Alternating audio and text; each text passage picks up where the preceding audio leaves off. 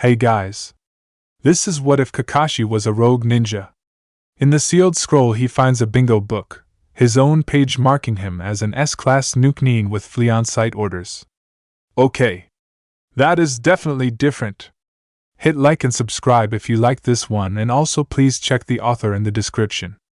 Let's start.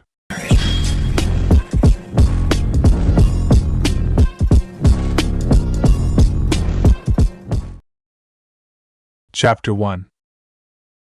When Kakashi wakes up, he is somewhat surprised that he wakes up at all. Not too much, because by now he's used to the strange feeling of waking up when you were sure you were going to die. It's actually pretty much a part of the job description. The surprising part would be that he's not in the place he last remembered. Neither is he in a hospital, medical tent, or even any form of shelter. On the other hand, he's not tied up in some interrogation room or prison cell either. No enemies, no allies, just grass and the cheerful sound of birdsong. The little wounds he had received in his most recent battle seemed to have completely disappeared. This is odd, because there are no bandages on his body and no signs that a comrade, or anyone, had been nearby enough to treat him. His clothes are slightly different, but they still fit him well and they carry his own scent. Checking his weapons, he notices that his kunai pouch contains 3 more kunai than it should have. What's even stranger than any of this, and much more alarming, is that there's no Ika book in any of his pockets. He stands up and looks around. Alright. This could be a bad thing, he states out loud. Because yes, something had definitely gone wrong when he used his Mangekyo Sharingan on that enemy Jounin. The man had been strong, at least for a random Jounin he'd never heard of, and more than that, slightly tricky. And Kakashi had been alone, 1 against 3, even if the other 2 Jounin were nothing special, so he'd felt it was best to end it as quickly as he could. Then that Jounin had used some sort of genjutsu, but Kakashi had ignored it, because what sort of genjutsu would work against the Sharingan? But it had done something to his Sharingan, something to him. And he could instantly tell there was something very, very wrong, even as he couldn't stop himself from continuing his Kami attack. Space was distorted, the genjutsu interfered, and what happened? Grass and birdsong, and Kakashi is at least 70% sure he isn't dead. It's a look at his own reflection in the nearby river that gives him at least something of an answer. There is a straight, deliberate slash through the Konoha symbol on his hiate. He stares. He stares some more. Then he mechanically rids his body of most of what he is wearing and carrying and carefully looks through all of it. In the sealed scroll he finds a bingo book, his own page marking him as an S-class nuke with flea on-site orders. Okay. That is definitely different. In his head he blames Naruto, even if his number 1 unpredictable student had been nowhere near him on this mission.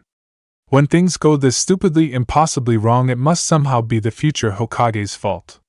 It takes a lot to make Hitaki Kakashi flinch. After years in ANBU, losing his teammates in a myriad of horrible ways, joining Root, betraying Root, and witnessing the aftermath of the Uchiha massacre, he'd already felt like a hollow weapon who'd seen it all. That was before Team 7.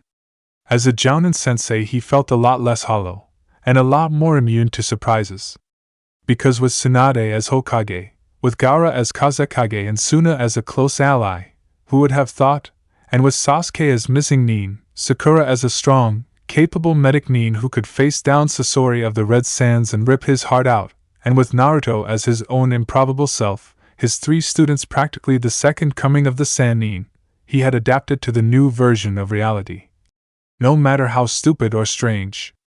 And now he was adapting once more. Whatever had happened was strange and wrong in every possible way, but hardly a fate worse than death. And Anbu Inu was quite familiar with those. So Kakashi doesn't flinch. He could have been dead, should have been, because even if he's one of the most powerful, capable Jounin of Konoha, things go wrong. Even legends can die at the hands of a genin if they get lucky. Every battle was a gamble, and this time Kakashi had lost. He isn't dead.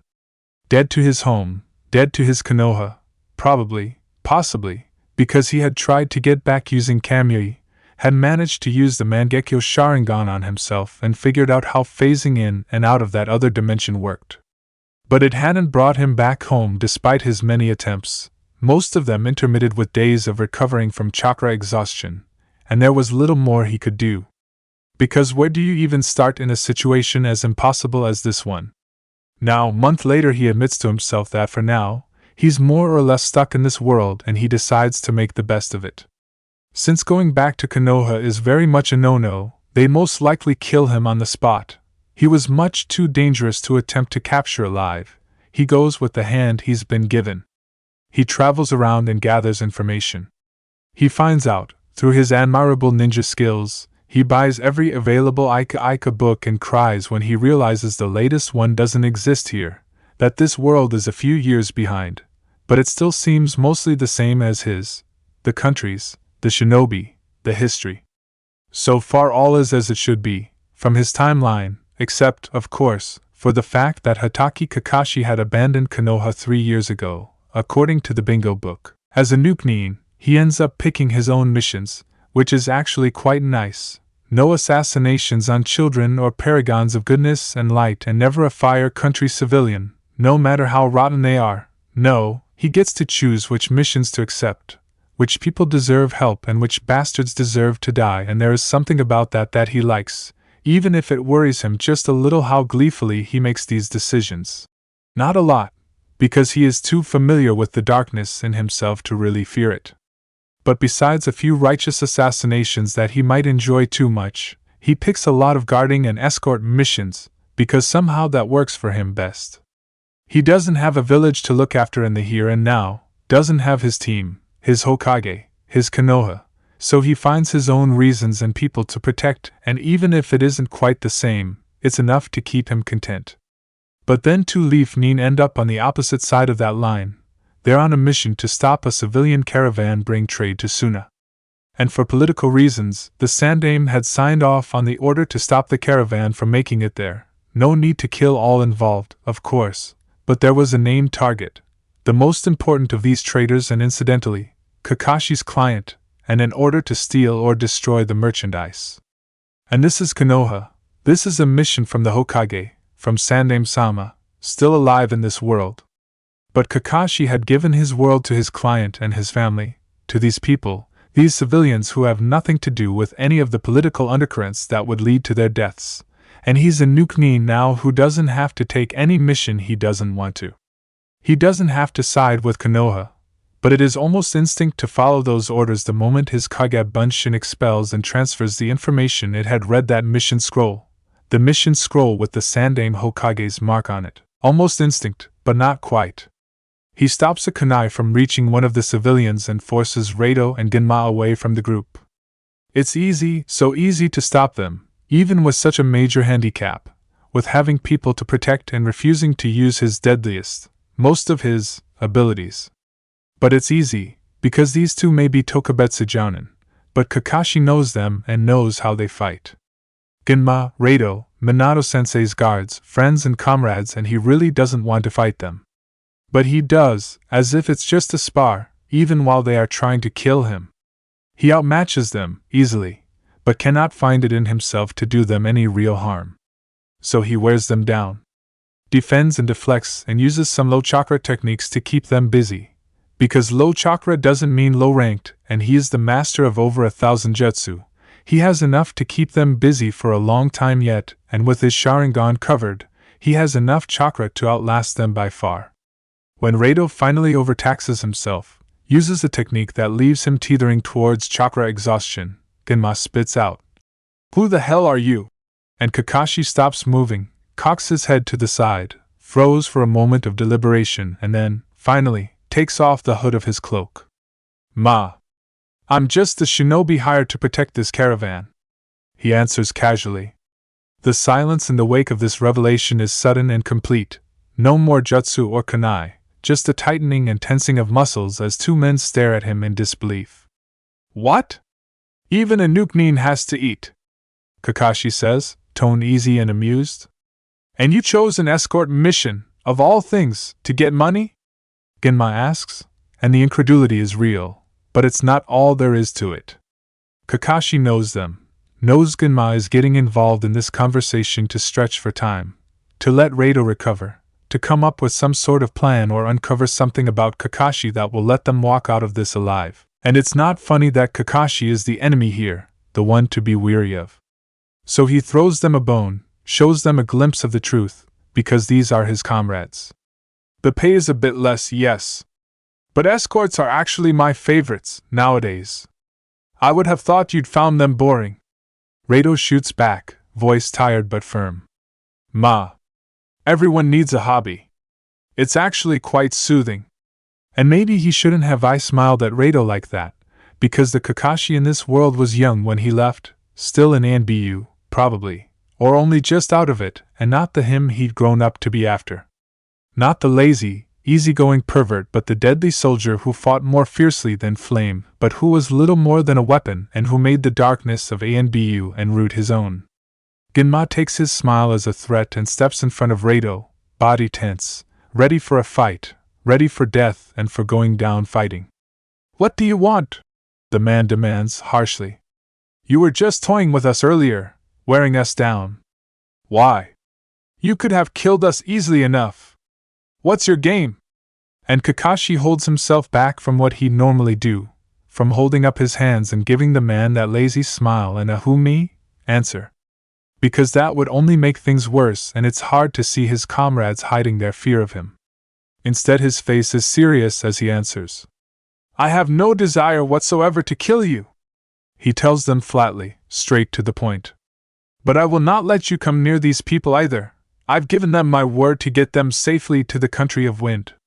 That is my mission, and I am not in a habit of failing them. So this is your choice: walk away and fail your mission. Kakashi throws the man the earlier pilfered mission scroll. Or take your chances against me. His voice is that of the ANBU captain he once was. It leaves no room for negotiation, no way out or around it. Just take it or leave it, one last chance. They will take it, Kakashi knows. After a long moment, Genma nods, gathers his friend and turns around and jumps away. And no one gives an enemy their back that easily. But all three of them know it doesn't make a difference. The two of them were always at Kakashi's mercy. Kakashi turns around too, heads back to the caravan, and knows they won't be back. Genma and Rado are Konoha shinobi, after all, and good ones too. They know better than to take on stupid odds like that for a non-vital B rank. That was the first time he'd run across familiar faces on a mission in this world, and he didn't like it.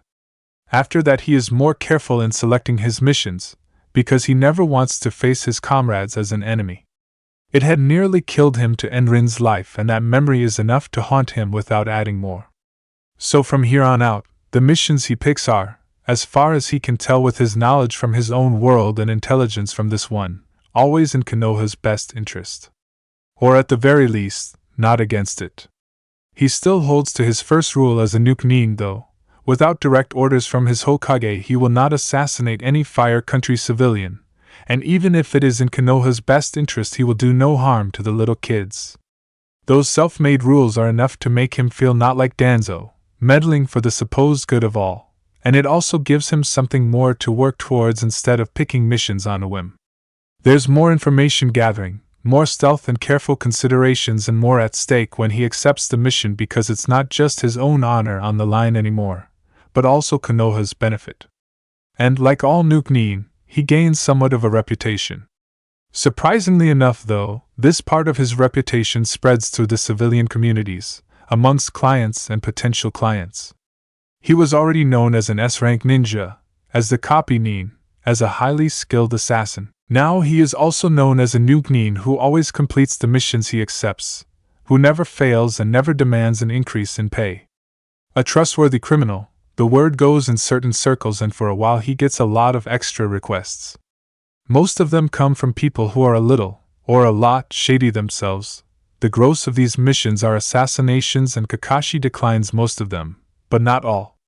In one case, where the photo of the target shows a 4-year-old kid with sun-kissed hair and the brightest green eyes imaginable, Kakashi goes one step further and eliminates the prospective client without pause.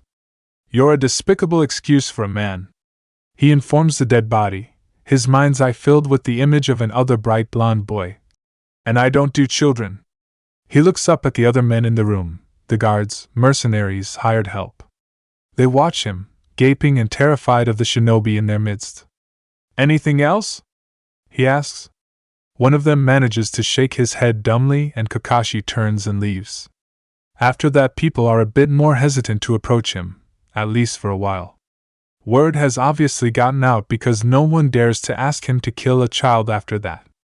Surprisingly, this little hiccup also gets him a few more requests from the less shady side of life from normal civilians who for some reason can't afford or send a request to the reputable shinobi of a ninja village, or those who are planning on asking Konoha for help, hear word of a missing nin nearby, and end up asking him instead. He had never noticed this as a loyal leaf shinobi, but these clients usually actually do their research. Well, they ask around, before they decide to hire a shinobi. He supposes that's because of their own survival instinct. They are, after all, wearier of him than of an official shinobi from the village, and it shows. But more and more those brave few come forward, bolstered by tales of completed missions and a supposed love for children. That last part of his reputation is understandable considering the circumstances. But it still makes him blink in disbelief because he doesn't even like brats. Not really, and he's not a nice person. These civilians want protection, for the most part, escort missions and the like. Some even ask him the equivalent of D ranks, to use his strange, ninja powers with chores they cannot manage themselves. It's funny, Kakashi thinks, the idea of an S-class nuke nin using an A-rank water jutsu to water the fields after a small draft. So of course he never refuses those missions. And it's almost nice to see the nervous civilians of these remote villages, and used to shinobi, become more and more at ease with the killer in their midst before he moves on to the next. He knew it was inevitable that at some point he'd run into more Konoha ninja. He hadn't expected these circumstances. If it's strange to him, he can only imagine how unreal the situation must be for those poor chunin. He can just picture it, fearless little Akahana-chan running up to Yumino Irika, because without a doubt, a child would choose him and not the Aburaim, as the most trustworthy one, asking something like "Are you a ninja too?" with a great amount of awe. And when the man asks her if she knows any other ninja, Akahana-chan would inform him of someone who had just helped escort her daddy safely home, and who is even wearing that same sign on his forehead. Then the Aburaim says that it is logical that if there is another Konoha ninja here, that they might ask for the help they require, and that the chances of a successful mission would most certainly increase. And Irika-san encourages Akahana-chan to lead them to him. He plays this all out in his mind, deducing their need for help from the tired stance and injuries on the two shinobi. Akahana rushes over to him, all bright and happy and full of innocent helpfulness, and Kakashi snorts when he hears her say, "Look, I found more ninja, just like you," as if it's a gift to him. He nods seriously to her, thanks her, and pats her head as if she's a dog, because that's how he'd always treated his genin, and if it worked well enough for them, it should be fine with other kids too. She rushes off and leaves the three shinobi behind. Kakashi is fond of Irika, really, so it shouldn't be funny at all to face him as a nuke nin, as enemies and not comrades, but that look on his face, of realization and then dread, makes him smile beneath his mask. He glances at the Aburaim, whose blank face betrays nothing, but whose stance is suddenly tense and ready, and he can see the thoughts and calculations whirling behind that blankness. His smile stretches into a grin. "Yo!" he says happily, raising his hand in greeting. The academy sensei opens and closes his mouth in dismay. You are Hatake Kakashi." He bows politely, because he can. "And you are Yumino Irika. Nice to meet you." Silence. Yumino-san, that's rather impolite." Kakashi scolds lightly, scratching the back of his head as if puzzled by this strange occurrence. "Nice to meet you," Irika parrots, bowing mechanically. Then he blinks, shakes of the shock, and backs away. "How do you know my name?" the chunin demands in a somewhat dangerous voice that doesn't suit him. Kakashi waves his hands, symbolically waving the question away. "Really, that's what you're asking? Not what are you doing here? What are your evil plans?" Will you be killing us anytime soon? No, simply how do you know my name? Is that really the important thing here? Will you be killing us anytime soon? The Abirame asks him without pause, voice as toneless as possible, and Kakashi smiles at him, because this is what makes that clan who they are, not the bugs, but that logical frame of mind and that unrepentant bluntness, that complete disregard for social rules, awkwardness, and tact. Not at all, Abirame-san. He informs the man pleasantly. I have no reason to. My mission is complete, and I have not accepted a new one, so I can see no conflict in that area.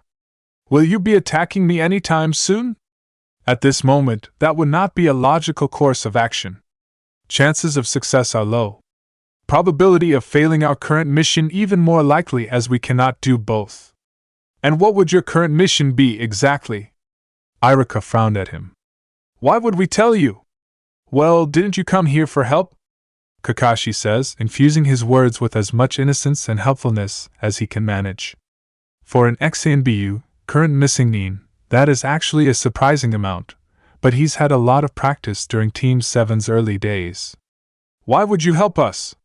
Konoha solidarity? He says it like it's a joke, knows they won't believe such a simple truth at all, but really that is what it boils down to in the end. Even a year of this new, strange life does nothing to erase his loyalty to the village he had served for so many blood-stained years. Logically, it would make no sense for him, as a missing nin, to offer us aid. However, he would also gain nothing from deceiving us. He will not gain our trust so easily, and he does not need deception to gain the upper hand.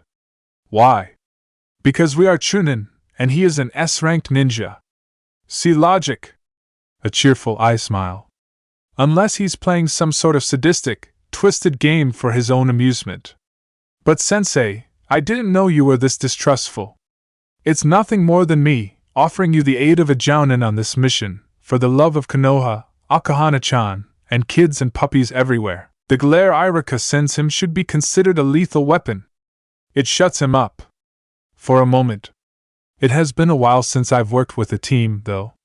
He steps forward, bows deeply, and chants as innocently and happily as a child meeting their sensei for the first time. Please take care of me. Irika doesn't give him the polite response. Neither does the Abirame. Kakashi thinks that he hasn't had this much fun in a long time. It's true that it had been a while since he worked with a team, but Kakashi isn't likely to forget something like teamwork.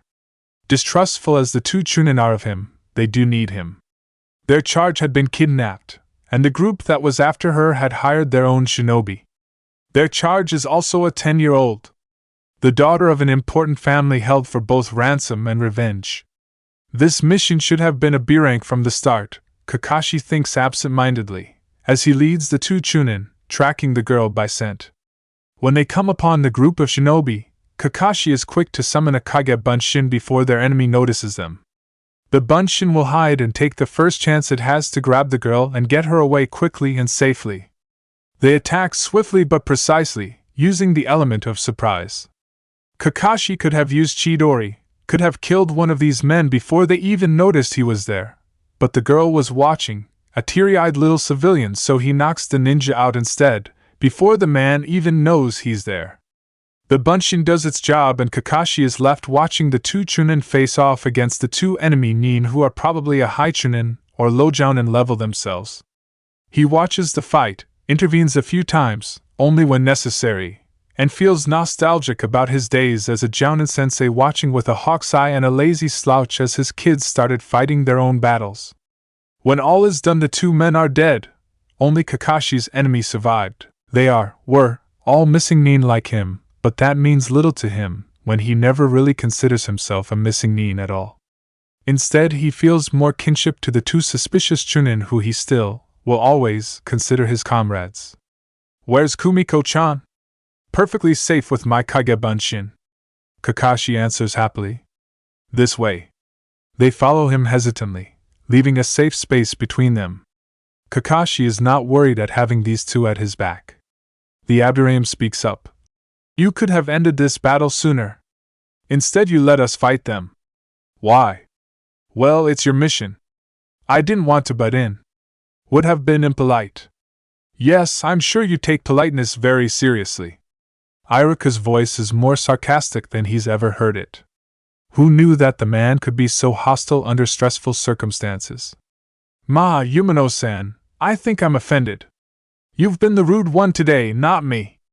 Iruka looks quietly horrified to be scolded on manners by a Nuke-nin, and Kakashi can't help but chuckle. Yeah, it's not what he would have signed up for, the whole missing nin gig, or tumbling into another dimension or time stream for that matter. But it's not exactly a fate worse than death either. He'll make the best of it. Chapter 2. He leaps from tree to tree, breathing in the fire country air. As a missing nin, it could be considered extremely unwise and hazardous to one's health to travel so brazenly in your own country with a price on your head. But Kakashi isn't most ninja. He is an S-ranked who had faced worse odds and somehow managed to survive anyway, even if he had ended up in a different dimension. And while he isn't unwise, he also isn't too bothered with tiptoeing around. Shinobi live and breathe danger, and he is even more used to it than most, considering the life he'd lived. Nowhere is exactly safe, anyway, not for a missing nin with no village to call his own, not really. But Konoha is his village, would always be his village, despite whatever it was that had made the Kakashi of this world leave it. It is a village he had fought and bled and cried for in his own world, and he could never completely shake that off. He had missed these forests, and he will run in them if he wants to. Who will stop him? Well, most of his former comrades probably. Well, they would try. Okay, so coming this close to Konoha isn't all that smart when he isn't exactly on friendly terms with them. But then, he doesn't really bother doing the smart thing anymore, hasn't for quite a while. He smiles ruefully. He had pretty much given up on common sense the moment his sensei's brat joined his team. Naruto is really something else, something unpredictable and impossible, and with a way of reaching out to people and drawing them in. And like that old Sannin, Chio had said, that power could shape the future. Had already been shaping the future. Pity he isn't there to see it. But then, there is a future to shape here too.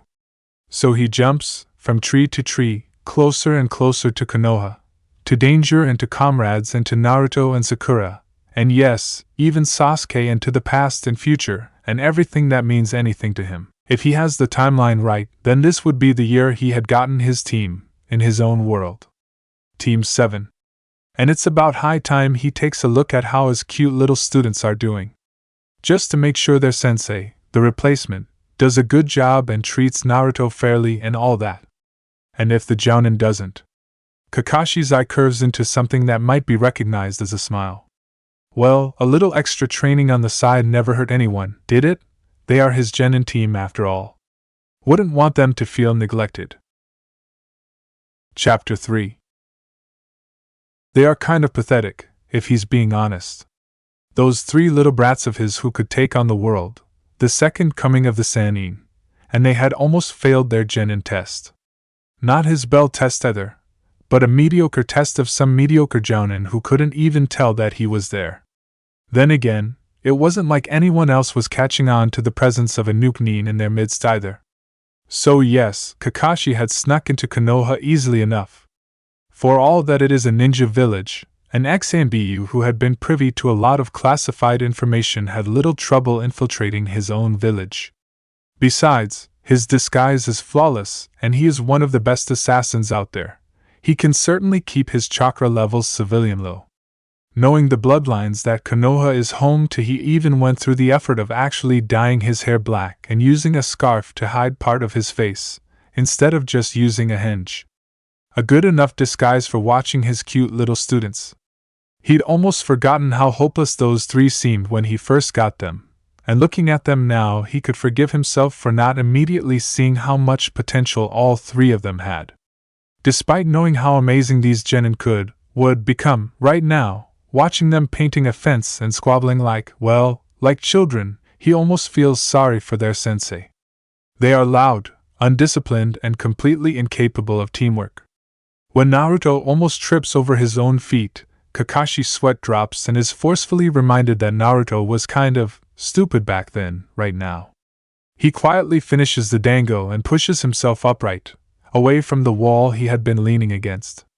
Kakashi is well aware that despite being a fairly unremarkable jounin, Nakamura will certainly notice if he lingers too long. So he casually throws the sticks in the trash and wanders away, back to the inn he is staying at. The dango sits uncomfortably in his stomach while he wanders through Konoha. This village is his home, but not. It's bittersweet and more painful than he thought it would be, to walk these streets and know that he doesn't belong. That any of the people he looks so fondly on would consider him an enemy the instant they noticed who he was.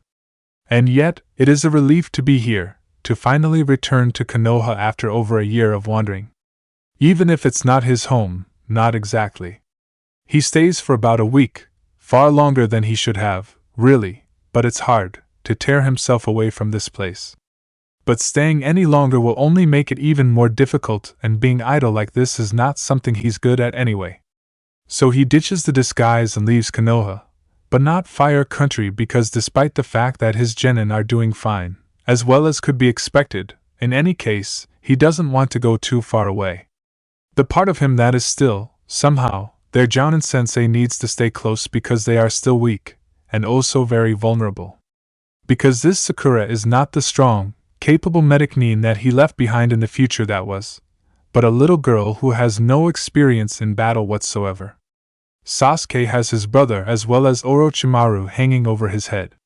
And Naruto, his sensei's son, has the Kyuubi in his stomach and a group of S-class missing nin hunting for him. A jounin sensei of Nakamura High's level is not enough to keep that team safe. Team 7 was lucky it was him, last time around, because they had faced some pretty tough situations. Then again, he might have been at fault for some of those, if not all of them. He had certainly failed Sasuke, and that is not a road of thought he wants to go down right now. With a shake of his head he gives in to one of his few weaknesses, and he isn't talking about Ika this time, and turns around to, once again, find his team. Kami knows what the three of them could get up to. Unsurprisingly, he hears Naruto long before he sees him. With a shake of his head that is as fond as it is exasperated, he carefully moves in that direction. What he finds is not what he expected, but that should teach him to have expectation when it comes to Team 7. He should really know better by now. You heard Sensei, we just have to wait for him to come back. Sakura's voice is too soft, too timid for his liking. Especially when talking to Naruto. The blonde's face scrunches up in something akin to thought. Yeah, but after those guys showed up and we ran here, I don't know the way back to where he left us. Besides, what if they find us again? Oh, we should set traps. Naruto exclaims, far too loudly if they are truly being hunted. That would be awesome. Not so loud, moron. Sasuke responds quietly. But traps are a good idea. First we should find a better place to hide out. Hey, Naruto returns. What if Nakamura-sensei can't find us if we hide, huh? Sakura looks at him. We're not yet strong enough to fight those ninja. We have to hide. For a moment, it looks as if Sasuke wants to protest, as if this goes against his pride. But in the end he nods. We should go this way.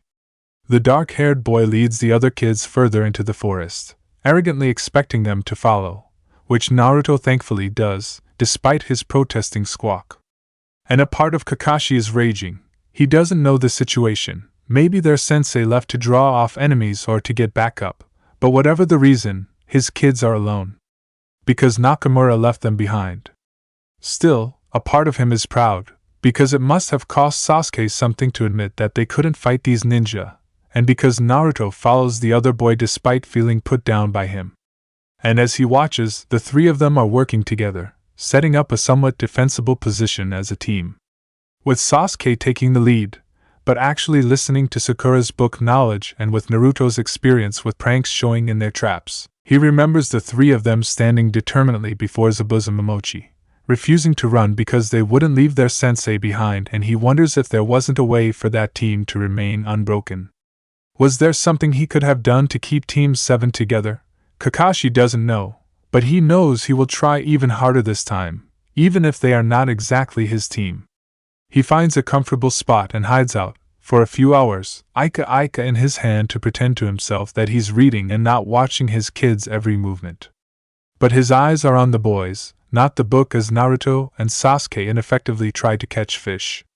He sees Sakura scrambling around the darkening forest, clearly afraid of straying too far, but she succeeds in gathering a handful of edible berries. This is what the three of them share for dinner, the two boys wet, tired and still hungry, Sakura with her hair a complete tangled mess and a few tiny scratches from bushes or branches on her hands. They are huddled together, wisely deciding against a fire, and he almost drops down on the ground to what?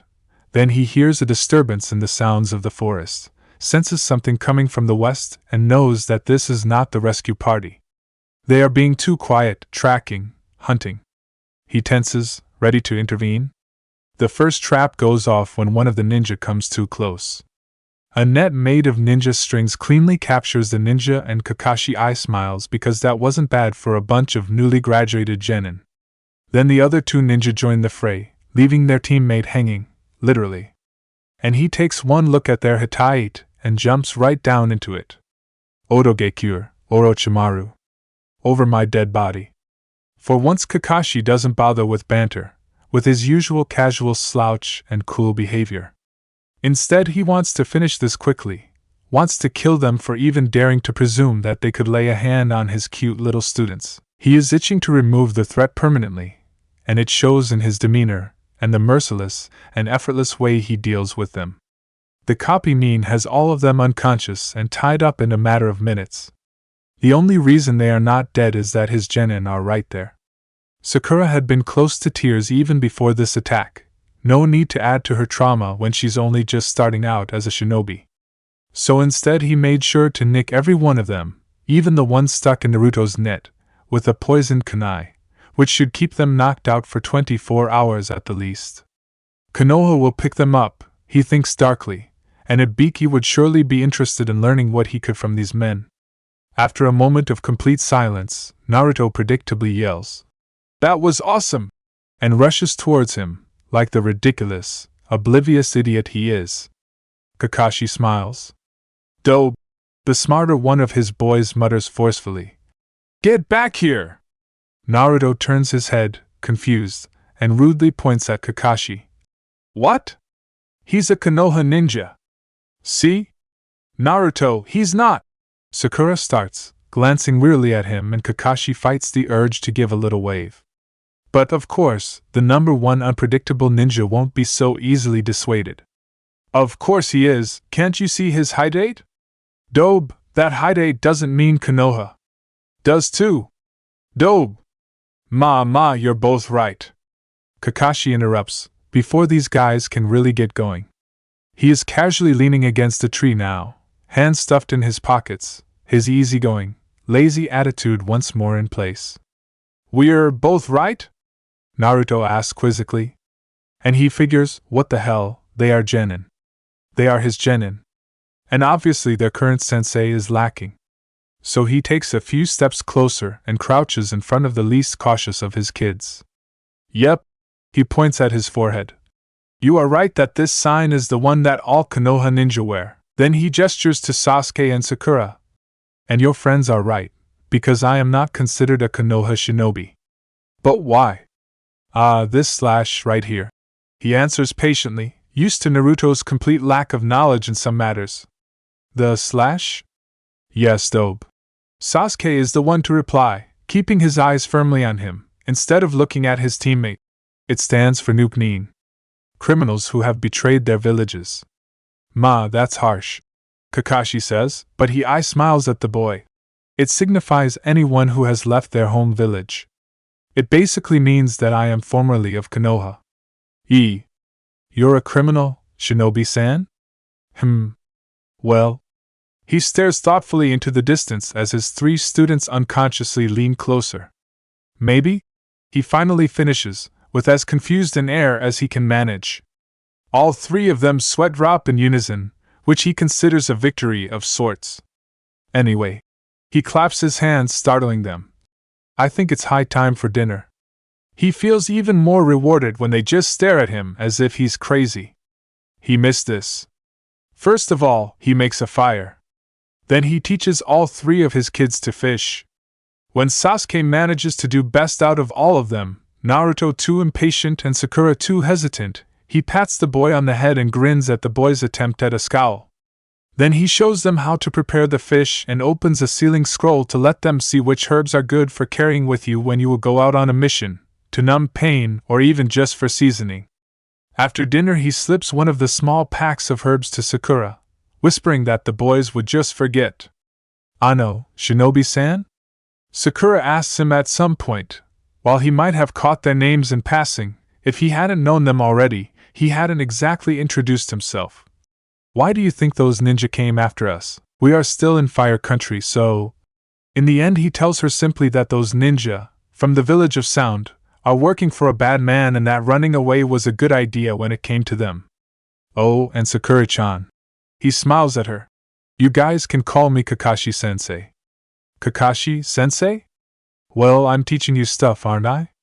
She nods and gives him a small smile, and she looks so much better, happier, than the scared little girl close to tears of just 2 hours ago that he feels something warm and fuzzy settle down a little deeper inside of him. Well, damn, he thinks ruefully. But he couldn't really expect anything different. These brats of his are impossible. When his genin have fallen asleep, he summons Pakin. He tells the pug that these pups are theirs now, Pack. The dog gives him a look that roughly translates to a skeptical hub but doesn't actually comment, and dutifully learns their sense. After dismissing Pakin again, he spends the night quietly watching over the genin, and occasionally checking on their prisoners, nicking them once more with the kunai just to be safe. You never know with Orochimaru's experiments. For the first time since entering this world, he truly feels at home. He stretches that feeling as long as he can manage, sticking by their side all through the night, and then, come morning, he wakes them cheerfully, tells them to make breakfast and happily watches them splash around the river trying to apply his fishing lessons from last night. After breakfast he teaches them tree climbing. It is, as he informs his cute little students, a vital skill for any ninja, but especially those from Konoha, and it is also a good way of training chakra control. He doesn't mention that it makes him feel nostalgic, and no one would notice the wry twist to his smile under the mask. This time, though, he doesn't just stand by to let them figure it out themselves. He doesn't have the time for that, so instead he tries to help them get this down as quickly as possible. When Sakura succeeds after less than 2 hours of practice, he gives the boys some final advice. It's more than he gave them last time. They will figure it out, and takes the pink-haired girl under his wing. He praises her chakra control and tells her that it's a skill that might help her become a great medic nin one day. Then he shows her, by way of a small self-inflicted wound, how healing chakra works. Kakashi tries to teach her what little he knows about it, bits and pieces that he picked up over the years. But if it will help her take an interest, well, he could try. No reason she couldn't get started on this just a little early, especially since there was no telling what would happen in this different world. Actions have consequences, and he's done and not done many things here. The morning bleeds into noon, all of them stopping for a small meal consisting of ration bars and jerky that he digs out from his pack, and he knows it won't be long before Konoha finds them. Because surely they would be out looking for a lost trio of genin by now. If their sensei survived, he must be looking for them. He hesitates for a long moment. And in the end it is not Naruto or Sasuke that he reaches out to, but Sakura. Sakura, who he had overlooked completely in his own world, never realizing her potential when he'd been so focused on the boys, on Sasuke, instead. He doesn't have to do anything to distract Naruto or Sasuke. They are right back at their trees the moment they finish their meal, as determined as ever and focused fully on themselves and each other. Sakura stands as well, to join them despite having already succeeded, and he stops her. "Sakura-chan." "Hi, Kakashi-sensei?" It's strange that it throws off his breathing entirely to hear himself be called by that title again.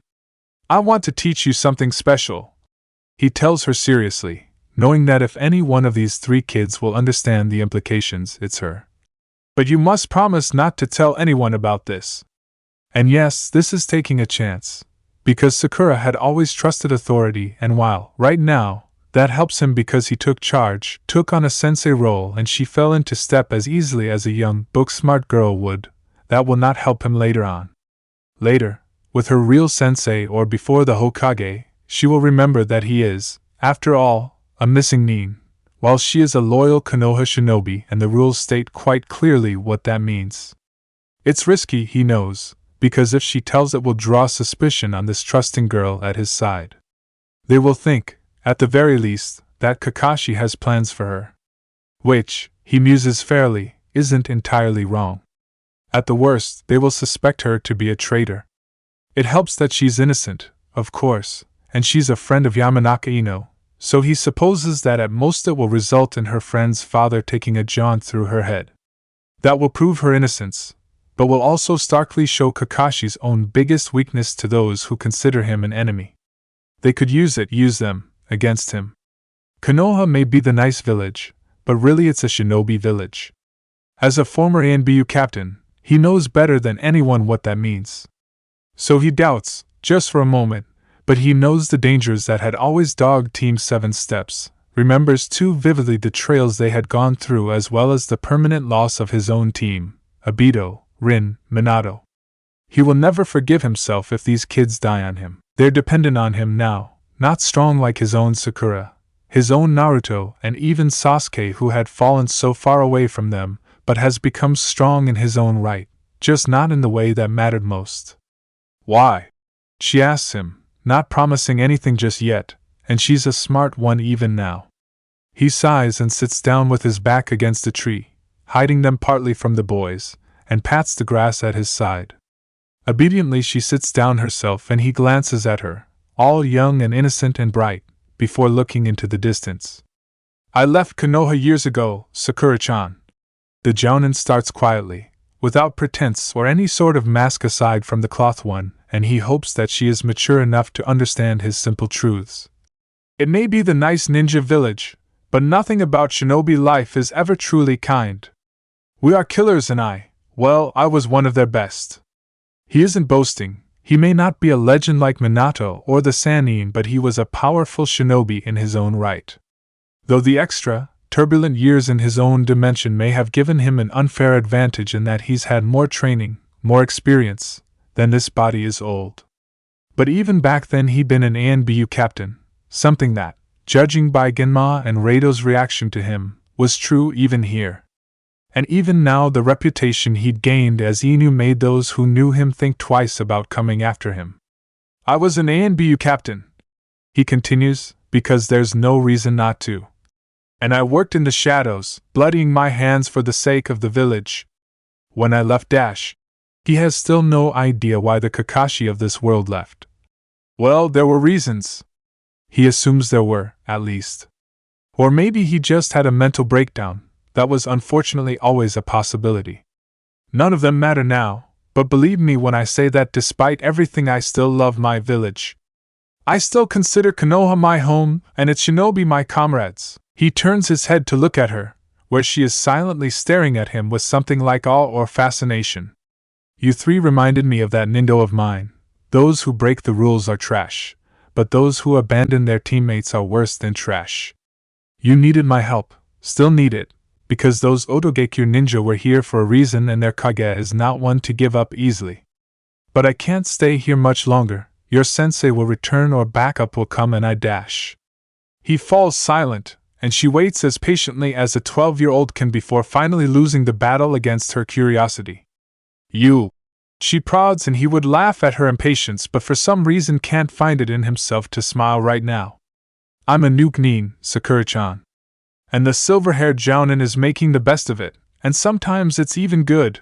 He is free and he's helping Konoha and civilians and his hands are never as soaked in blood as they had been those ANBE years. But he is alone. A team player without a team. A loyal soldier without a leader. A sensei without his students except that they are right here, loud, foolish, shy and so very young. But still his cute little students, and he is not about to fail them. She nods thoughtfully. So you have to leave, right? Before Nakamura-sensei comes back. He hums, Ma. That's right. And you think that more ninja, from Otogekure, might come? She continues, tapping a finger against her lip. Ah. The pink-haired teen thinks about this for a moment longer before she finally nods, decisively. I won't tell. She vows, looking all earnest and young. And it's not a promise made by Naruto, all bold and brash and true, and it's not a promise from the older Sakura, the skilled medic nin he trusted with his life. He'll take it anyway. Because even if she does tell, it's still worth it. He has to give them even a little more of a chance in the many trials they may find on their paths with that useless sensei of theirs. Maybe he's being unfair, he doesn't know, doesn't care either. Well, alright then. He claps his hands cheerfully, the serious attitude falling away as if it was never there. Let me show you how summoning works, Sakura-chan. After calling on Pakin and introducing the two, he tells the pug to keep an eye and nose out and warn them if Konoha shinobi were getting close. He glances back at the boys, who are completely oblivious in their trees, and smiles before turning back to the young girl. First of all, you need to sign this scroll. When he hears a shout a few hours later, his full attention is drawn back to Naruto and Sasuke. Both of them are sitting at the top of their trees, looking far too satisfied with themselves, and apparently his advice had helped because they didn't get it this quickly the last time around. He walks over and it's real pride unfolding inside his chest. Well done, kids, he tells them, and he means it. I don't think any of the other Konoha genin teams will get it this quickly. Look, sensei, look, Naruto says, showing off as he walks down the tree without falling and sounding like the little brat that he was. Isn't it totally awesome? He is too fond, patting the boy's head, as the bright blonde walks up to him. It's a good skill to have. But just because you got it down doesn't mean you should stop practicing. Chakra control is a very important skill for a ninja. I'll become the awesomest ninja ever, and become Hokage so that everyone will acknowledge me. No one would take this seriously, the boasting of this loudmouthed brat, but Kakashi knows now that it isn't as impossible as it sounds. He has seen in his dimension, his time, how, perhaps, it could actually happen. Well, if you do, Naruto, I'll come back to Konoha and ask you for clemency. Clemency? The blonde attempts to repeat, completely clueless. Sasuke snorts. Dobe. It means forgetting what happened, Sakura explains. Kakashi nods slightly. More along the lines of forgiveness in this case. Do you mean, for becoming a missing nin? Sakura asks. He nods slowly. Only the Hokage can accept a nuke nin into a village. It's not something that happens often. Naruto is still confused. But can't you just ask old man Hokage? I could, though he doubts that conversation would end well, if Kakashi even managed to get the chance to talk to the man. It wouldn't be easy to ask for forgiveness for unknown crimes, and Sandaime, his Sandaime, had been a kind man but neither soft nor foolish. But I'm going to ask you instead, Naruto, when you become Hokage. I'll be waiting. And he thought that this would spark another loud, enthusiastic rant, but instead the boy becomes quiet, serious, and for a moment he looks like the older Naruto Kakashi knew, a hint of Minato shining out of those blue eyes. The boy promises. I'll become Hokage, and I will forgive you so you can come home. It's a child's promise, easy and without asking about any details, without even knowing what the Jounin had done or why he'd want to return or any of the problems and implications it might cause.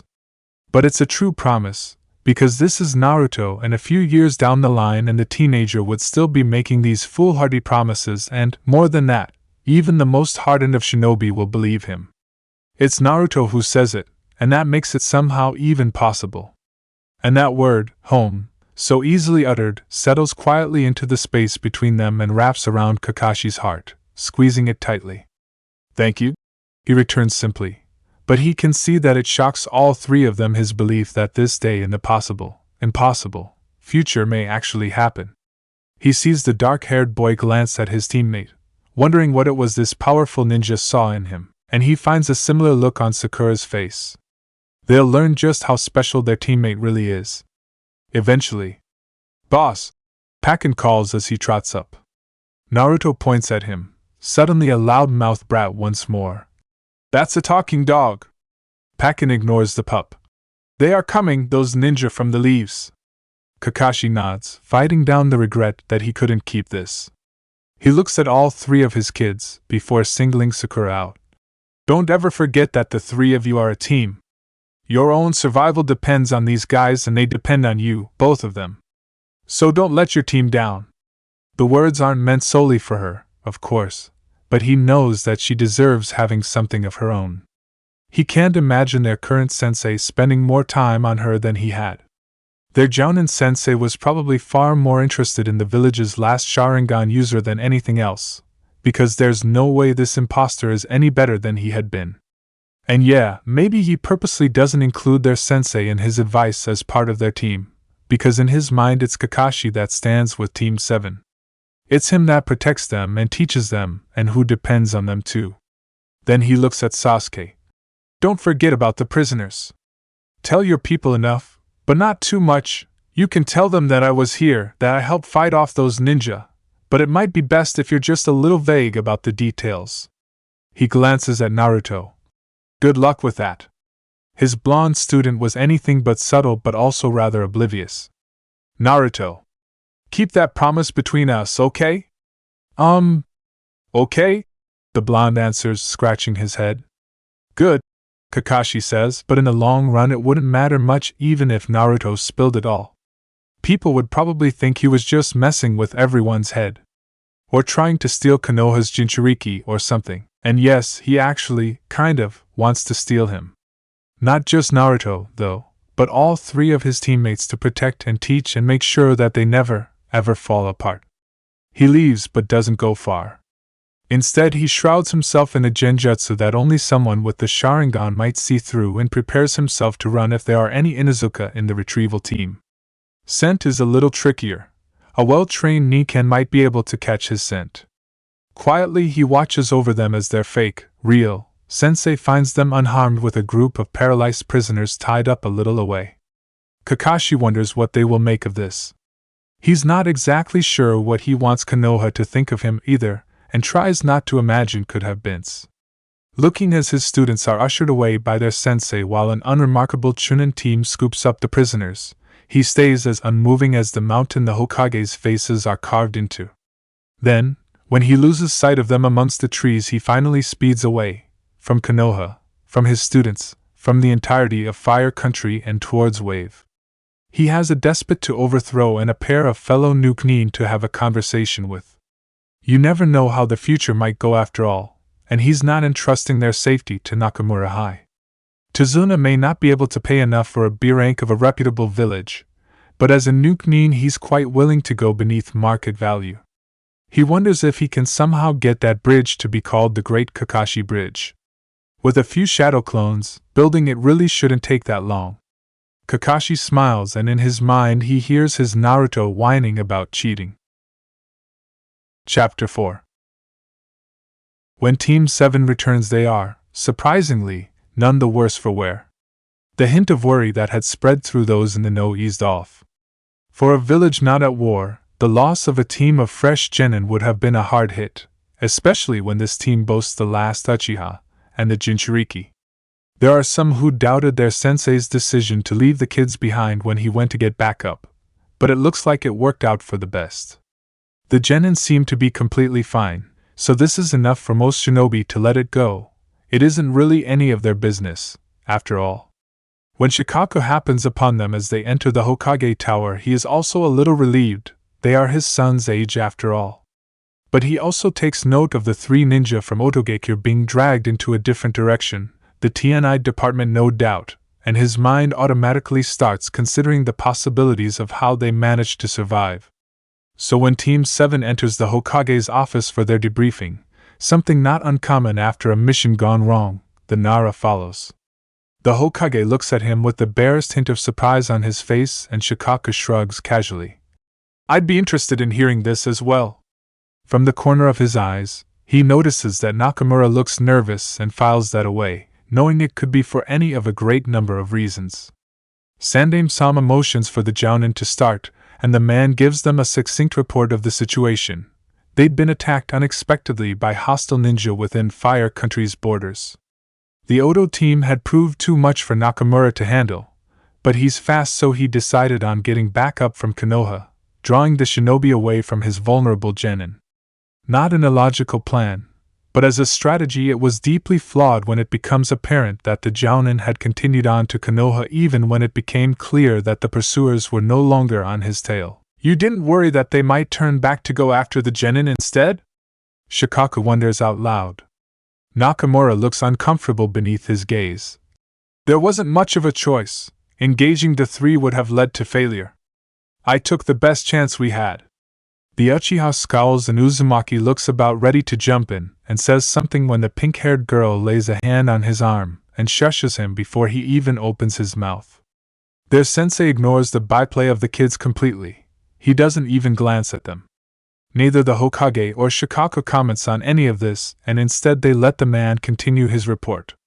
The jounin had arrived in Konoha during the early hours of the morning, and Shikaku makes a mental note of that too, that the shinobi who claims to be fast took far too long to reach their village.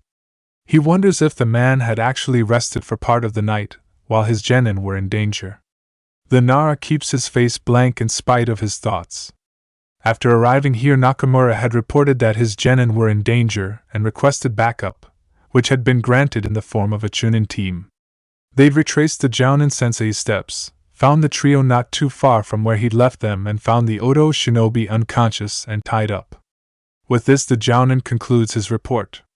Shikaku notes that the man had said nothing of injuries or a lack thereof. An oversight? Had the genin even been checked over by a medic nin yet? The Hokage nods agreeably, his face giving nothing away, and turns to the three teens. Please report what happened from the moment you were attacked. To Shikaku's surprise, it isn't the dark-haired boy or the Jinchuriki who takes charge here. No, it's Haruno who steps slightly forward to, somewhat shyly, give her report. It's even more surprising that the boys let her. Well, Nakamura-sensei left to draw the attacking shinobi away. He told us to find a place to hide and wait for him, so we did. Sasuke-kun found us a good spot and we set up traps. Awesome traps. The enthusiastic orange-clad ninja couldn't seem to help but add. Next to him, the Uchiha rolls his eyes. Haruno clearly tries to stay professional and ignores her loud teammate. We didn't have any food with us, because sensei had it, so we, ate berries. I knew which ones are alright for eating, so... She sounds a bit hesitant while she tells them this. They all, very carefully, do not look at each other. In fact, Naruto looks rather embarrassed as he lets his eyes trail up to the ceiling. Shikaku theorizes that either, or both, of the boys had tried catching rabbits, fish, or birds and failed at their pursuit. But the Otogekyou shinobi returned, they found us. She continues bravely. The traps worked, a little, but not enough. No, genin-made traps wouldn't be nearly enough against a trio of shinobi that their sensei had estimated at jounin level, though it's possible that Nakamura overstated their skills just slightly to save his own pride.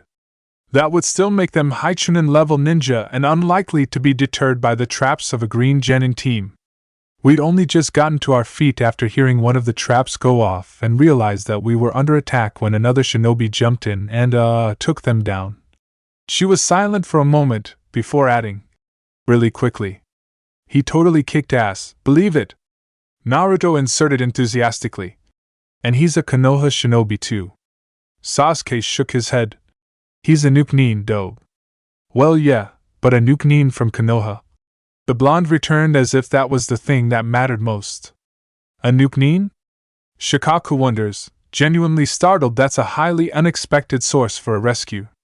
Considering the situation, that these genin had actually survived the encounter, it couldn't have been one of their more dangerous, and insane, missing nins such as Orochimaru. But if this was a Konoha nuke nin strong enough to take down 3 jounin or high chunin as if it was nothing, that doesn't leave many possibilities.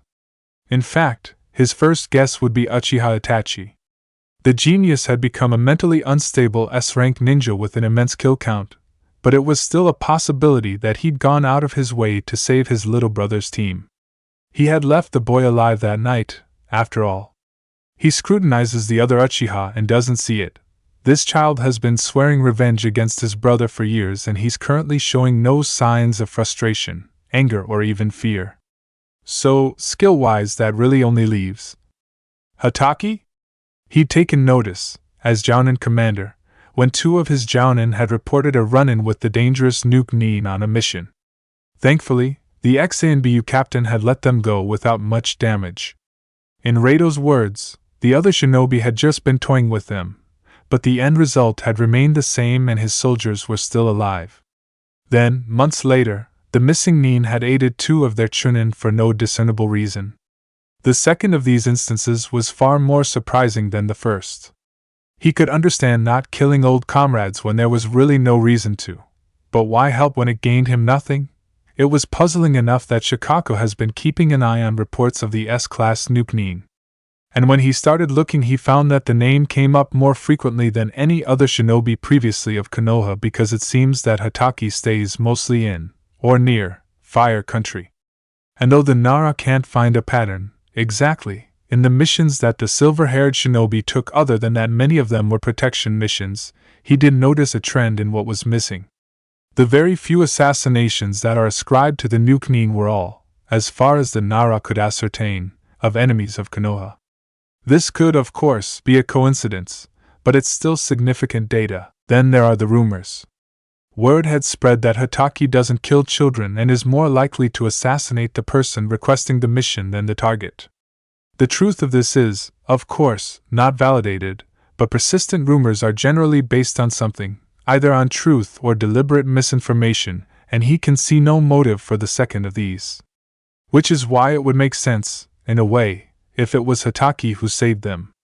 Genin might officially be adults, but most people, even shinobi, don't actually consider them as such. The Haruno girl shakes her head at the name he uttered, but before she can speak, Naruto interrupts. Nua, he's called Kakashi-sensei. Sensei? The Hokage repeats, with true incredulousness visible to any who could discern it from the slight widening of his eyes and the way his voice raises just slightly. Shikaku doesn't know whether to commend the brat for managing to actually break through the Sandame's calm mask, or to suggest that the Uzumaki leave the shinobi force entirely, because there is clearly something lacking in the survival instincts of the enthusiastic boy Kakashi-sensei. Their actual sensei starts incoherently sputtering next to them, clearly at a loss for words, and the Nara revises his earlier thought into kicking this Jounin out instead, because a genin can be excused. But had their teacher actually traveled all the way back to Konoha with them without even inquiring how his charges managed to capture the three enemy Nin? With a mental shake of his head, he dismisses Nakamura to the back of his mind and puts his full focus on these, surprisingly interesting, genin instead. He taught us tree climbing. The Uchina surprisingly defends his teammates' words, with a hint of stubbornness and perhaps a subtle dig at their actual sensei. And how to catch fish, the pink-haired girl adds, likely in the spirit of honesty. Ah, fishing then, the part of his mind not currently running through nonsensical mental loops of Kakashi-sensei absently observes. Had Hataki watched them fail at it before? Had he been watching the genin even before they were attacked? And he totally kicked ass. Uzumaki Naruto repeats, as if this is definitely the most important point. I'm going to become a completely kick-ass ninja too, and then I'll become Hokage and dash, we know dope. The other boy cuts him off, having more than likely have been subjected to the same rant plenty of times. Sakura clears her throat. He imagines she tries to do so pointedly but isn't quite there yet. After he took down the ninja, he made a fire and taught us how to catch fish. She explains a little more chronologically. We fell asleep after dinner. When we woke up, he was still there and shooed us off to the river to catch breakfast. And then he taught us how to climb trees without using our hands. Naruto throws in, exuberant about this fact. I'm great at it. Haruno sighs but nods in agreement. That's pretty much what happened. I see. The Hokage nodded, though from the baffled tone their village leader clearly didn't see why. Shikaku didn't either, but then Nuke Nin, and Hataki especially, seemed to do things for the hell of it sometimes. Seemed to, he wasn't certain if insanity, along with a fondness for children that somehow went unnoticed in Konoha, was a satisfactory explanation in this case. The information gathered so far seemed to point to something deeper. But what could Hataki, as missing Nin, be working towards? What happened after that, Haruno-kun? The Sandaime prompts. Well, after we all succeeded at tree climbing, this dog walked up dash. The blonde interrupts once again. A talking dog, Gigi? Sakura nodded. A talking dog, she repeats, sounding a little nervous, embarrassed perhaps? Well, it would sound ridiculous to those who don't know anything about summoning, and Haruno is a civilian family. The only Mikan she'll have come across would be Kiba's dog, and from what he heard from his own son, that one can't talk. At least not yet. The dog, told him that Konoha Nin were coming, so he left after that. The Sandaime nods and sits back in silence for a moment as he considers this, running his hand over his chin. Then he asks, "Can you think of anything else? Something he said or did that any of you think might be significant?" Haruno taps a finger against her lips. The Uchiha merely crosses his arms and looks away, and the Uzumaki. The Uzumaki yells out the first thing that comes to mind. "He said that we can call him Kakashi-sensei because he's teaching us stuff, like how to be a completely kick-ass ninja like he is." The Hokage's sweat drops and Shikaka fights the urge to sigh. "Hokage-sama?" Haruno asks after a moment of silence. "Why do you think he helped us? Aren't missing Nin criminals?" The Sandaime said, looking thoughtfully at the trio in front of him. "It's hard to tell what goes on in another person's mind, especially that of a missing Nin. Didn't you ask him this, Haruno-kun?" "No," she replies, looking down with a small blush. "I didn't ask." Well, that both was and wasn't surprising. It's a rather childish thought, not to question your own good fortune because you think that if you challenge it, it might turn ill instead. But when it comes to the whims of a dangerous noob Nin, it might actually be a sound strategy not to poke the sleeping bear. "Is Kakashi-sensei really a criminal, Gigi?" Naruto asks earnestly, and Shikaka frowns. It's rather worrying how fond Konoha's Jinchuriki is of Hataki. "He's a missing Nin, Naruto-kun," the Hokage informs him gravely. "You do understand this, don't you?" The Uchiha speaks up then. "What did he do?" Everyone falls silent for a moment. ANBU secrets and classified information regarding traitors is not something to be thrown around, especially in front of a Jounin sensei and his genin team. Was there anything Hataki said about this? The Jounin commander asks, because he's genuinely curious. "Did you ask him?" "He just said that there were reasons." Haruno replies thoughtfully. "And that they don't matter now. Some might consider that useless information, too general a statement to really mean anything. But Shikaka marks it as another puzzle piece, because this is neither a brush-off nor a justification. Vague, yes, but then perhaps vague enough that it might be honesty, because why be vague about a lie? And why would a missing Nin share his honest reasoning with a genin team at all? What did he do?" The Uchiha repeats, pushing this, likely due to his brother. "Did he murder people?" "He betrayed and abandoned the village." The Hokage replies calmly, telling them basically nothing. "So he didn't kill anyone?" The blonde asks quizzically. "Oh, did he steal something? Was it something cool?" "He didn't steal anything, Naruto-kun." The Sandaime returns, and Shikaka could applaud the man's patience with these kids. "And he didn't murder anyone, Uchiha-kun.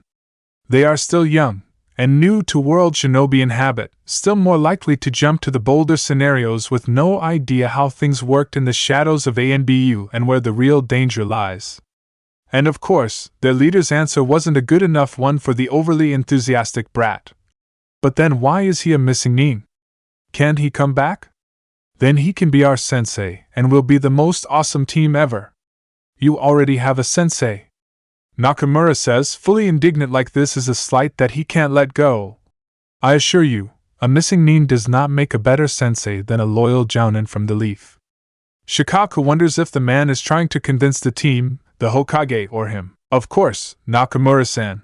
Sandaime calms the man in a way that could be considered patronizing, but considering the situation, the fact that Konoha's Jinchuriki, and a kid that the Hokage is personally fond of, seems to be at risk of being foolish enough to run off with a missing Nin, Shikaku is surprised that the Hokage even bothers.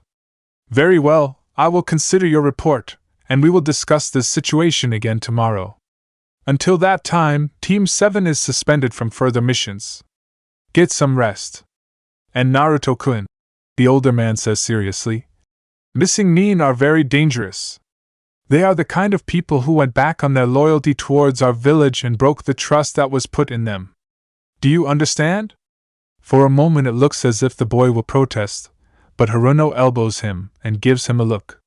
So the Uzumaki stays silent and then, with a thoughtful, almost defeated look on the boy's face that seems completely out of place, he finally nods. Then his expressive face shifts again, into determination. I understand, GG. Shikaku is pretty sure the kid doesn't understand at all. Hatake is turning out immensely troublesome. If the Jinchuriki was to leave Konoha, it would make them look immensely weak. It would be even worse if another village managed to get their hands on the boy. And for Uzumaki's sake, well, Naruto had already been manipulated by a traitor once, to steal the Forbidden Scroll, and that was bad enough.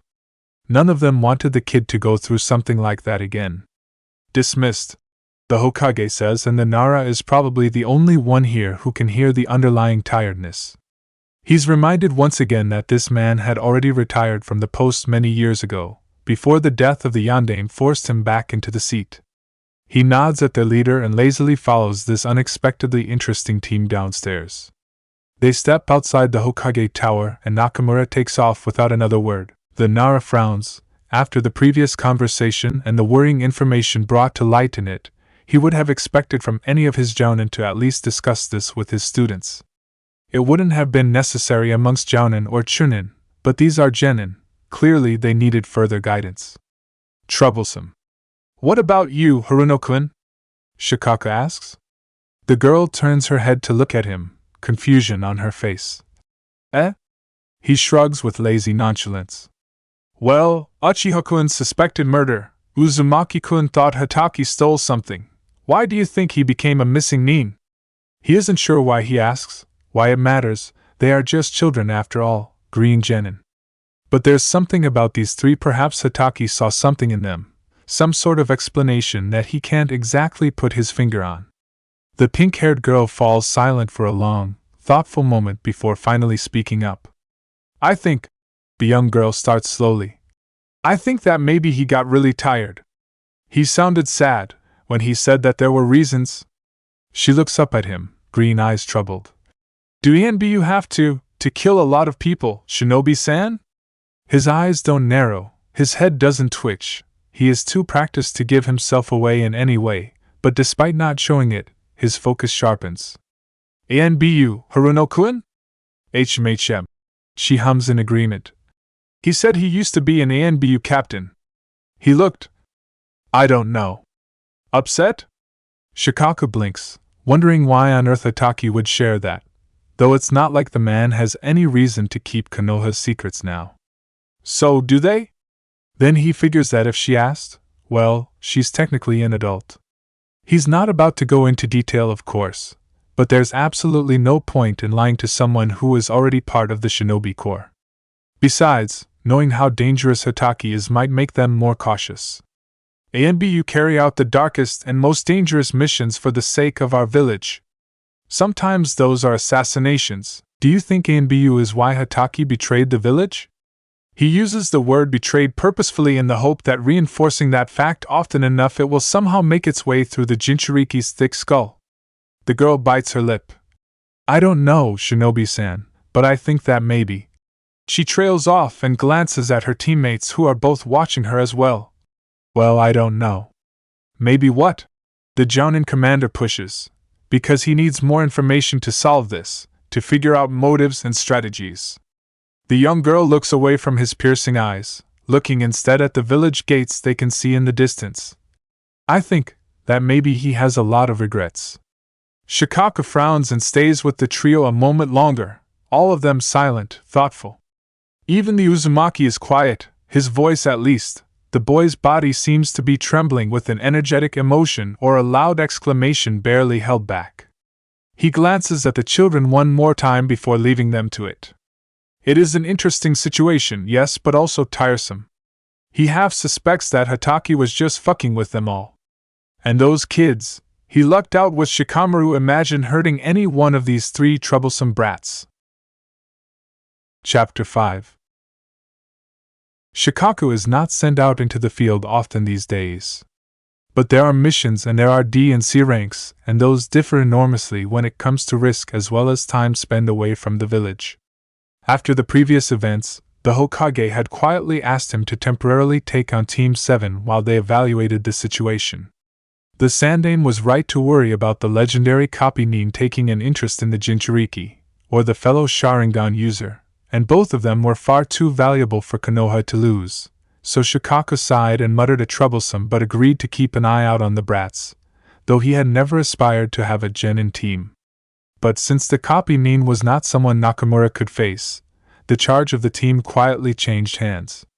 In part, the Nara is sure, because the Hokage is far too fond of Uzumaki to leave him with a sensei like that. Of course, it's not like Shikaku can be certain of coming away as the winner against an S-rank shinobi either, especially not with a handicap as large as 3 vulnerable genin.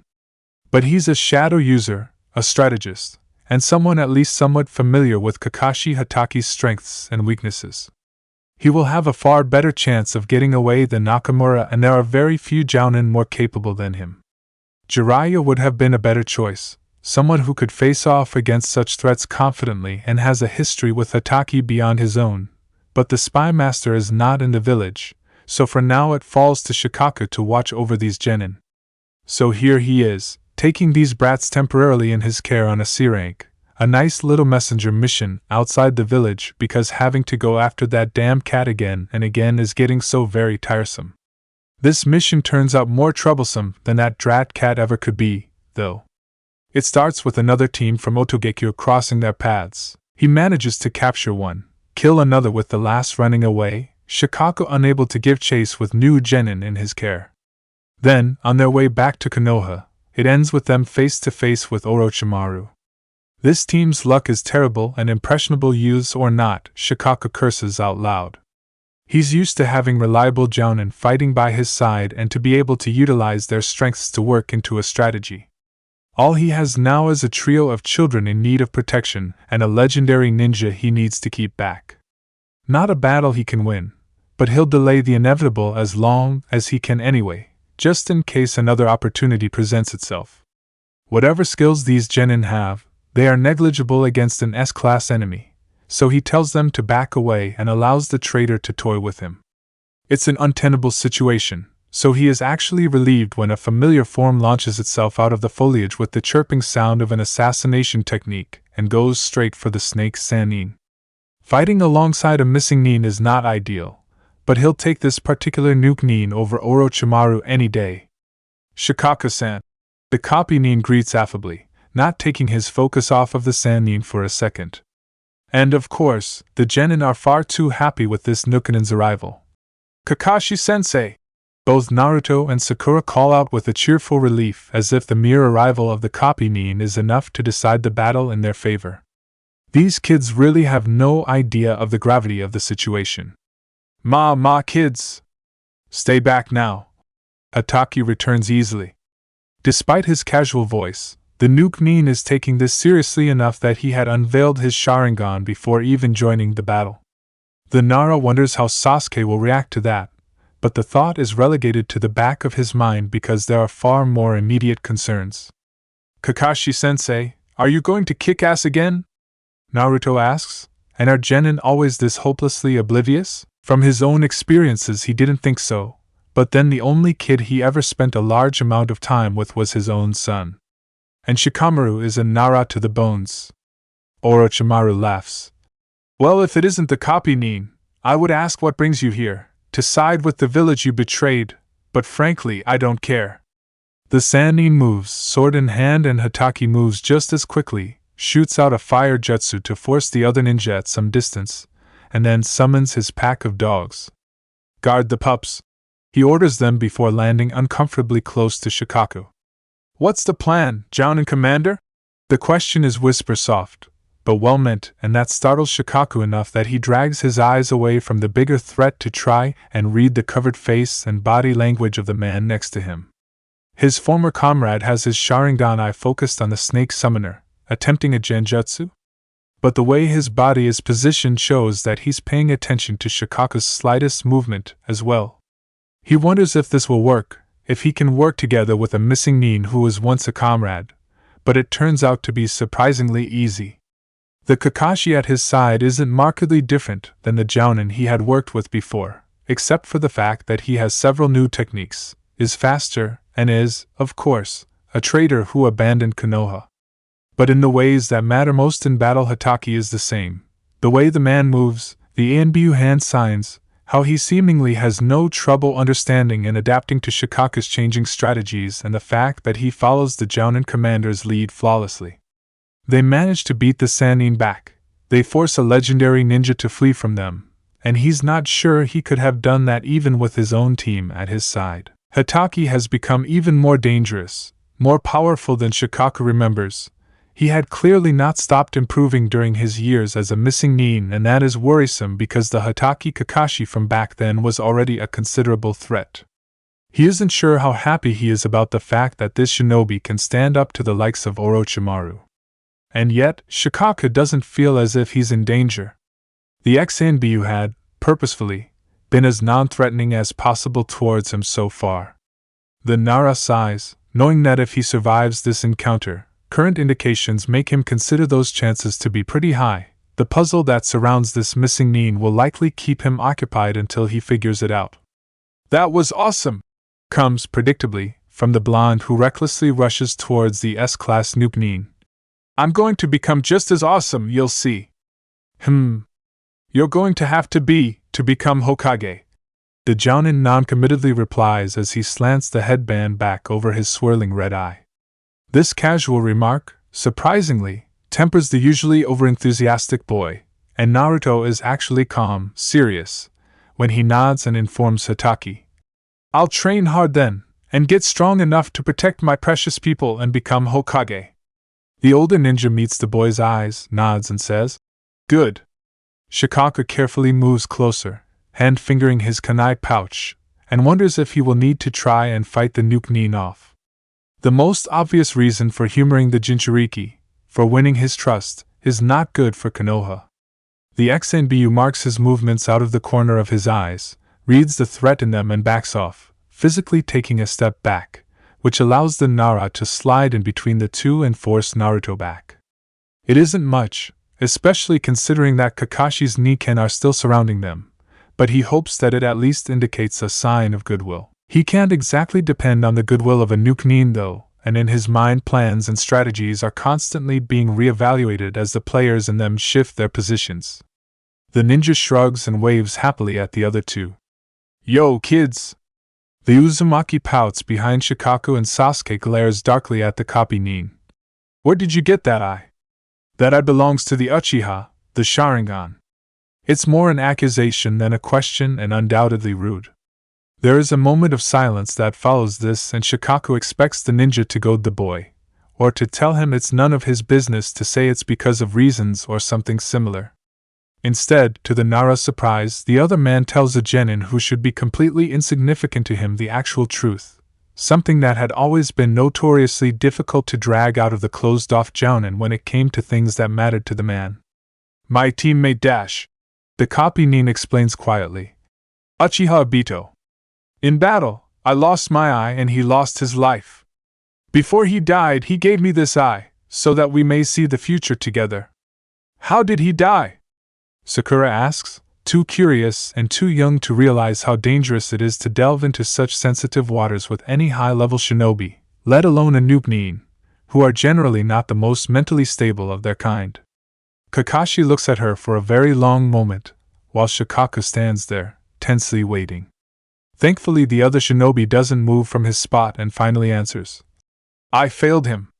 Sakura's eyes widen and then fill with an innocent, empathic grief. "I'm sorry, sensei." The word rolls off her tongue so easily. It isn't just Naruto who the nuke nin had ingratiated himself with. Even Hiruno, book-smart and one to follow the rules to the letter, calls Hatake sensei without a second thought. Hatake nods in a sort of acknowledgement, and, as if a switch is flicked, shifts the mood easily by smiling and changing the subject entirely, asking casually, wonderingly, So, whatever happened to Nakamura? Naruto shrugs and it is Sasuke who answers with a hint of satisfaction. He was reassigned. Kakashi smirks at the dark-haired Avenger, who smirks back. Such a pity. Yeah, but now we're stuck with this guy instead, Naruto says as disrespectfully as he always is. And it's troublesome and he doesn't actually care. But he is supposed to be teaching these brats, so he leans in closer and lightly swats the boy's head. Ma Naruto-kun, Kakashi scolds too cheerfully. That's the Jounin commander you're talking about. He was my superior too, you know. Really? Sakura asks, and Shikaku can see the Uchiha mentally reevaluating him. Troublesome. The silver-haired Jounin nods easily, seemingly completely unconcerned with the situation. Hataki, Shikaku greets calmly, taking this as a cue to join the conversation. Your help was appreciated. Well, I couldn't let my cute little students get hurt, now could I? He stares at the ex-ANBU captain and wonders to what extent this man is messing with him and what part of him is serious. Clearly the ninja has, somehow, gained a soft spot for children, but the sensei/student thing, what is he playing at? What is he hoping to achieve? The other ninja curls his only visible eye, giving the impression of utter ease and friendliness. I don't suppose I could borrow them for a day or two? It's a ridiculous request, they both know it. But Naruto jumps up, cheering enthusiastically, and even Sasuke and Sakura look interested. No, Shikaku replies in his hardest, firmest voice, stepping closer to the ninja and more solidly in between his charges and the possible threat. No, you can't. But Shikaku-sensei, Naruto whines. I need to get stronger. Why can't Kakashi-sensei train us again? Because he's a nuke nin, Naruto-kun. The Nara explains, as if it actually needed to be said. With the Uzumaki, you never knew, they sometimes miss the obvious, especially this newest incarnation. The boy purses his lips, looks thoughtfully at Shikaku for a moment before switching his gaze to Hataki. Right. He finally nods determinedly, as if coming to some conclusion, but the usually loud-mouthed brat says no more. Strange. He would have expected more protests from the boy. Well, I suppose I should leave then. The missing nin sighs dramatically, and Shikaku is starting to suspect a mental breakdown had happened shortly before or during Hataki's defection, because the man switches between the cold, serious ANBU Shikaku had known and this easygoing dramatic personality too haphazardly for it to be entirely an act. Though since I helped and all, well, Konoha is still about teamwork, isn't it? Surely you could lend me a medic nin to see to the wounds I sustained in defending your team? The Nara raises his eyebrow, wondering where the shinobi is going with this. Hataki shrugs. It's really hard for a missing nin to get medical care, you know. He explains without explaining anything. Shikaku's eyes narrow. We don't have a medic nin with us, unless, of course, you want to come back to Konoha with us? Hataki Kakashi waves the offer away. I'm sure Sakura-chan can do a good enough job. Me, sensei? The girl in question gasps in surprise. But I'm not. I can't. I'm not very good at. The man smiles, pretends to ignore Shikaku's presence entirely, though he is certain the man keeps careful track of his movements, and strolls up the pink-haired teen. A little more practice never hurt anyone. He flops down near the young girl, in a way that would have left him foolishly vulnerable to the Konoha shinobi if he didn't have several of his Niken at the Nara's back. The man opens one of his scrolls and hands over a small medic nin kit to Harino, who accepts it gingerly without even looking to her official sensei and ranking officer for approval. Shikaku mentally notes this and keeps careful watch as Hataki takes off his green vest and then his long-sleeved shirt, leaving him in a sleeveless undershirt attached to his mask, and revealing several cuts on his now bare arms. One of them is a bit deeper than the others and still bleeding steadily, but it's not something that would be considered a significant wound by any Jounin's reckoning. Just do the best you can, he tells the girl cheerfully. The boys crowd around while the missing nin coaches Sakura through calling up a medic's green chakra, and the man doesn't show any surprise when the girl actually manages it. She doesn't actually close the wound entirely, but it was a good attempt, and she uses the bandages from the small kit to cover it further. Then she turns to the smaller wounds and, With a look of intense concentration on her face, she manages to mend the skin. Kakashi seemingly considers the results, flexes his muscles, and the small wounds burst right back open. "Oh no!" the girl calls out in dismay. "Ma, it was a good first attempt, Sakura-chan." He gently pats the girl on the head as he stands up. "You just need to control your chakra tightly enough to go beneath the surface area. It'll take some practice." "I can try again," she says determinedly, despite looking rather tired. "Another time, my cute little student. Healing takes a lot out of a person and chakra exhaustion isn't very fun." He scratches his head sheepishly. "Take it from someone who knows." Haruno shakes her head, not dissuaded in the least, and she almost looks like an actual medic in her stubbornness. "Then at least let me bandage them." She boldly takes Hataki's arm and the Nara readies himself to call upon his shadows. Haruno tugs the S-class missing Nin back down. "Sit down, Shinobi-san." The XANBU seems to soften, somehow, at this uncharacteristic determination, and Shikaka can see the unexpected fondness in his face even through the mask. Perhaps, he muses, the girl reminds him of his own teammate. Noera Rin had been a budding medic as well. The Nara relaxes his tense muscles slightly when Hataki gamely settles down and lets the girl bandage up even the smallest of his wounds, at least the ones she is aware of. Hataki sported other injuries from their fight. Shikako had seen him take a kunai to the tight and observes a corresponding wet patch on his clothing, but neither jounin mention it. This is clearly about training, not healing, and while the Nara wonders at it, he doesn't doubt it. So they let the girl continue until she is satisfied and Kakashi is allowed to stand up this time. "Thank you, medic-san," the S-class Nukenin says politely to the pink-haired genin. Then he turns to the boys, glances at Shikaka for a moment, and crouches in front of the two. "Be careful and train hard. Orochimaru is a Kage-level shinobi, and he isn't likely to go back on something he wants. In this case, you, Sasuke." "Me?" the dark-haired boy asks. "Why would he want me?" Hataki sighs, looks up into the distance for a moment, before settling his dark eye back on the Uchiha. "Because of your eyes, your potential. He failed to get them from your brother and well, he's not likely to get my either. That leaves only you, Sasuke-kun." The dark-haired boy clenches his hands tightly, reminded of dark memories, and Kakashi doesn't say anything comforting but remains right where he is, a solid presence crouched in front of the boy while he pulls himself back together. Naruto opens his mouth, but Hataki halts the boy with a stop gesture, one that the unquenchable blonde heeds. Everyone waits silently, patiently, until Sasuke lifts his head up again and makes eye contact with the silver-haired jounin in front of him. "Well, he can have them." "No." Kakashi agrees, both solemn and fierce. "No, he can't." The two nod at each other in something that seems to be both an agreement and a promise. It wouldn't have been all that odd, he supposes, if it hadn't been between a young genin and a rogue, powerful jounin. Then Hataki stands up and turns to the Jinchuriki. "What was it, Naruto-kun?" Nothing," the blonde says, scratching the back of his head. "Damn right he can have Sasuke-team's eyes, though.